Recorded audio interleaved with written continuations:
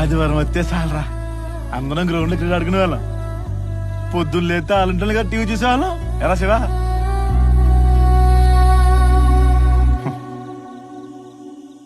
Pump సెట్కి ఎంత ఆనాలు,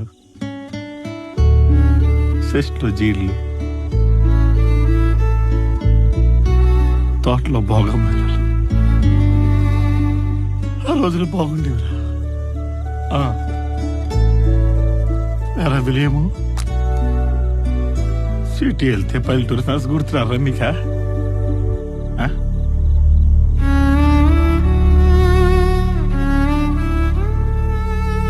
మీ అందరూ లేకుండా ఊరు సెంటర్లోకి వెళ్తుంటే ఏదోలా ఉందిరా.